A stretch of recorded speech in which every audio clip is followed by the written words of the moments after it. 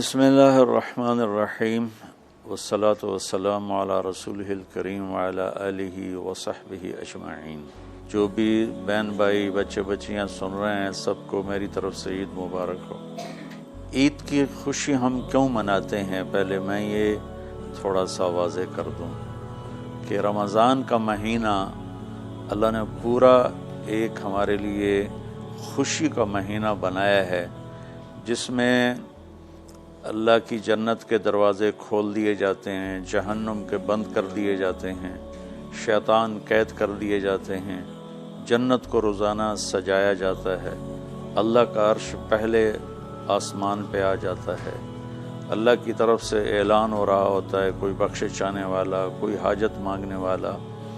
فرض 70 فرضوں کے برابر ہو جاتا ہے اور نفل فرض کے برابر ہو جاتا ہے، اور نفل اور فرض کا فرق اتنا بڑا ہے کہ قیامت تک 2 رکعت نفل پڑھتا رہے تو فرض رکعت کے ایک سجدے کے برابر نہیں، اور اس میں جو مر جاتے ہیں اہل ایمان ان کا حساب نہیں ہوتا، ان کو قبر میں منکر نکیر نہیں آتے، اللہ تعالیٰ ان کو معاف فرما دیتا ہے۔ اس طرح 29 دن رات یہ سلسلہ چلتا ہے، اور آخری رات پھر اللہ تعالیٰ اعلان فرماتے ہیں کہ میرے بندوں نے رات کو قیام کیا، یعنی تراویح کی نماز پڑھی، دن میں روزہ رکھا، تو میں نے اس پر ان سب کی بخشش فرما دی۔ تو اس خوشی میں پھر ہم سب مل کر اللہ کی بارگاہ میں شکرانے کے مل کر 2 نفل ادا کرتے ہیں اور اللہ کا شکر ادا کرتے ہیں کہ یا اللہ تیرا شکر ہے تو نے ہمارے گناہوں کو معاف فرمایا، جہنم کو ہم پہ حرام کیا، جنت کو ہم پہ واجب کیا۔ اصل تو عید کی خوشی کی یہ وجہ ہے۔ آپ عید کے لیے غسل فرماتے تھے اور اپنے کپڑوں میں سے اچھے کپڑے منتخب فرماتے تھے، اور فجر کی نماز کے بعد آپ اشراق نہیں پڑھتے تھے اس دن،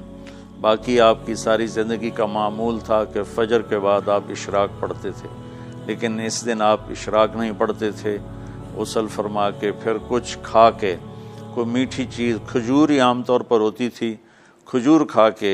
پھر آپ عیدگاہ کی طرف تشریف لے جاتے تھے اور پہلے نماز پڑھاتے تھے، پھر خطبہ ہوتا تھا، اور اس کے بعد جس راستے سے آپ جاتے تھے اس راستے کو چھوڑ کر پھر اور راستے سے گھر واپس آتے تھے، پھر وفود سے ملاقات کرتے تھے، سرداروں سے، صحابہ سے ملاقات کرتے تھے، اس میں کچھ کھانوں کا اہتمام بھی ہوتا تھا۔ اس طرح ایک عام روٹین کی عید ہوتی تھی آپ کی، ملاقاتیں کرنا، کھانوں میں جانا اور اچھے کپڑے پہننا، سب کو خوشی سے ملنا، یہ عید الفطر پر آپ کا یہ معمول تھا۔ باقی جو اداسیاں ہیں، ڈپریشنیں ہیں، اس کی وجہ آپس کی محبتوں کا کم ہو جانا ہے، اور دنیا کی ایسی دوڑ جس نے اپنے آپ کو بھی بھلا دیا ہے، اور آپس کی نفرتیں ہیں اور آپس کے بغض حسد ہیں، ان منفی جذبوں نے ہماری خوشیوں کو دھندلا دیا ہے،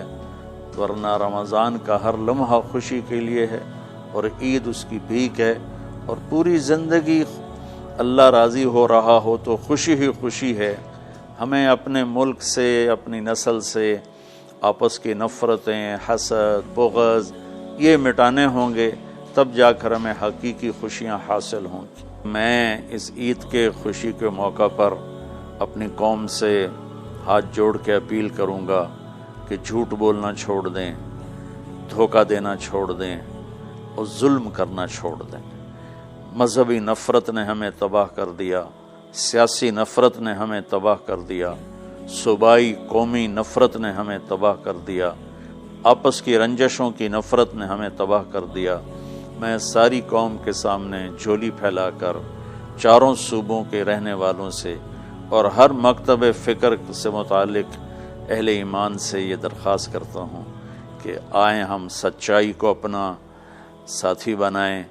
اور دیانتداری سے اپنے آپ کو آراستہ کریں اور انصاف کا ساتھ دیں۔